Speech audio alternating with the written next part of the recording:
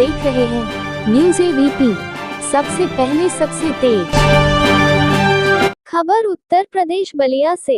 बलिया में सीआरएटीव अकादमी बाल उद्यान का भव्य शुभारंभ। अब खबर विस्तार से। बलिया में सीआरएटीव अकादमी बाल उद्यान का भव्य शुभारंभ हुआ। इस अवसर पर शहर के कई गणमान्य व्यक्तियों और शिक्षाविदों ने भाग लिया। सीआरएटीव अकादमी बाल उद्यान एक आधुनिक और सुव्यवस्थित शैक्षिकी संस्थान है, जो बच्चों को गुणवत्तापूर्ण शिक्षा प्रदान करने के लिए प्रतिबद्ध है। अकादमी में अनुभवी और योग्य शिक्षकों की टीम है, जो बच्चों को व्यक्तिगत ध्यान देती है और उनकी शैक्षिकी आवश्यकताओं को पूरा करती है। अकादमी में बच्चों के लिए विभिन्न सुविधाएं उपलब्ध हैं, जिनमें शामिल हैं सीआरएटीव अकादमी बाल उद्यान बलिया में एक आदर्श शैक्षिकी संस्थान के रूप में उभर रही है, जो बच्चों को गुणवत्तापूर्ण शिक्षा प्रदान करने के लिए प्रतिबद्ध है। उत्तर प्रदेश बलिया से संवाददाता सुरेंद्र गुप्ता की रिपोर्ट, न्यूज़ एबीपी से। मैं प्रियदर्शन पटेल और यहाँ मैं बलिया से निवास करता हूँ और मेरा ये विद्यालय यहाँ क्रिएटिव एकेडमी जो अमृतपाली में चलता है, इसकी दूसरी संस्था हमारी कथरिया में भी है। ये व्यवस्था हमने जो स्टार्ट किया है ये छोटे बच्चों के लिए है, जो प्ले स्कूल के बच्चे होते हैं, जिनका एज अप्रॉक्स 3 साल से स्टार्ट करते हैं और ऐसी क्वेरीज हमेशा रही हैं। तो हमने ये व्यवस्था इसलिए स्टार्ट किया कि वो बच्चों का भी हम यहाँ पे शिक्षण करा सकें और जो आधुनिक व्यवस्था आज की है उसके अनुसार इनकी जो भी शिक्षा होगी हम यहाँ पे कराने के लिए कार्यक्रम किया है। ये इस विद्यालय का जो शुभारंभ किया गया है, क्या नाम है सर? ये क्रिएटिव एकेडमी के नाम से चलता है, लेकिन ये जो संस्था है ये हमने बाल उद्यान के नाम से शुरू किया हुआ है, जो मुख्यतः छोटे बच्चों के लिए ही होगा ये। और इसमें हम डे केयर की व्यवस्था करेंगे, जहाँ बच्चों को मतलब लंच की व्यवस्था भी हो और जो भी आज की आधुनिक व्यवस्थाएं हैं उसके अनुसार इनकी शिक्षा दी जाए। यहाँ पे बाल उद्यान में जिस तरह आज इसका शुभारंभ किया गया है, तो केवल आज का ही दिन आपने चयन किया? आज कहीं ना कहीं क्रिसमस डे भी है सर। ये क्रिसमस डे आप कह सकते हैं, लेकिन आज के दिन हमारे कुछ ऐसे बालक जो हमारे सिख समुदाय से संबंधित हैं, जिन्होंने अपने प्राणों की उन्होंने बलिदान किया था, और ये बाल वीर के नाम से कह सकते हैं हम, ये वीर बालक के नाम पे हम इस दिन को याद मनाएं।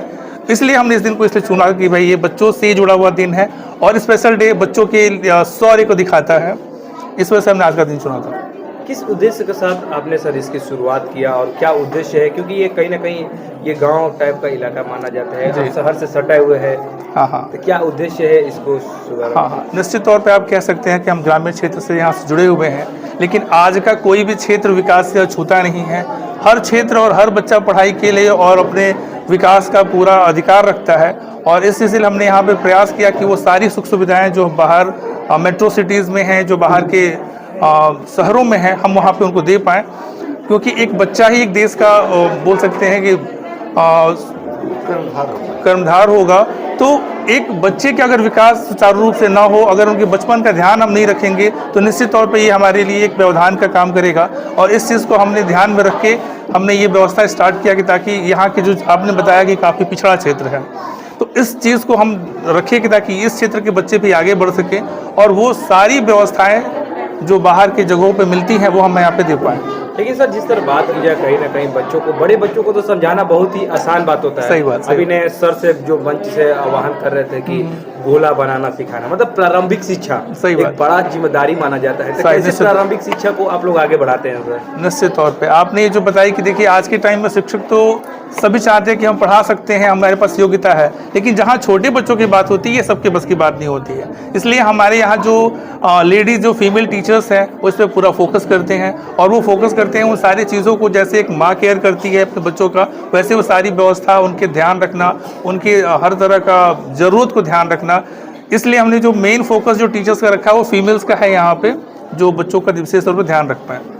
एक लाइफ में माँ के लिए कितनी चुनौतियाँ पूर्ण होती है सर? कहीं ना कहीं अभी आपने बता रहे हैं कि माँ को जिस तरह बच्चों को संभालना होता है, घर पे खाना भी बनाना होता है, घर का भी देख रेख करना होता है, तो ऐसे माँ के लिए क्या संदेश रहेगा सर? देखिए, मैं अभी थोड़ी देर पहले इस बात को बताया भी कि एक जो मदर्स होती हैं, बच्चों को अपने घर के काम के साथ साथ ध्यान रखना, और मैं इसके थोड़ी देर पहले ये बात बताया कि देखिए आज के टाइम में कुछ भी हो, बच्चे के लिए हम कुछ भी सुख सुविधा दे दें। हम लोग कहते हैं कि ठीक है, जो भी आधुनिक व्यवस्थाएं, टीवी या जो भी चीज़ें हैं हम उनको दे देते हैं, लेकिन आउटडोर एक्टिविटीज़ बच्चों का कुछ नहीं हो पाता।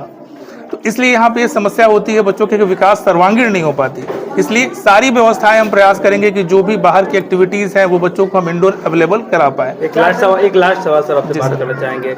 जैसे बच्चे हैं कहीं ना कहीं इस समय के आधुनिक समय में मोबाइल जिस तरह बच्चों को प्रकोप में डाल रहा है, सही बात बच्चों को मोबाइल अपने अंदर समाहित करते जा रहा है। एकदम तो उसको लेकर आप अपने अभिभावकों तक, जितने अभिभावक आए, क्या संदेश रहेगा? सर, ये जो समस्या बन रही है इसका मेन कारण हम खुद भी हैं। हमको ये लगता है कि बच्चों को अगर हमको व्यस्त रखना है, उनको शांति से बिठा के रखना है तो मोबाइल दबा देते हैं, जो निश्चित तौर पे उस समय तो ठीक है, लेकिन जब वो उनकी बीमारी के रूप में आ जाती है या वो बहुत एडिक्टेड हो जाते हैं इस उसके लिए, वो समस्या हो जाती है। तो हम ये निश्चित तौर पे सारे अभिभावक से ये बात कहेंगे कि वो बच्चों से इंटरेक्ट करें, वो अपना समय बच्चों के साथ दें, क्योंकि एक अभिभावक के लिए बच्चों के भविष्य से बढ़ के कुछ नहीं है। तो निश्चित तौर पे ये मोबाइल जो है आज एडिक्शन बन गया है और बहुत बड़ी समस्या हो रही है। देखिए, अभी तो ठीक है, आगे के समय में बहुत बड़ी समस्या के रूप में सामने आएगी। तो निश्चित तौर पे अभिभावक इस पर ध्यान दें।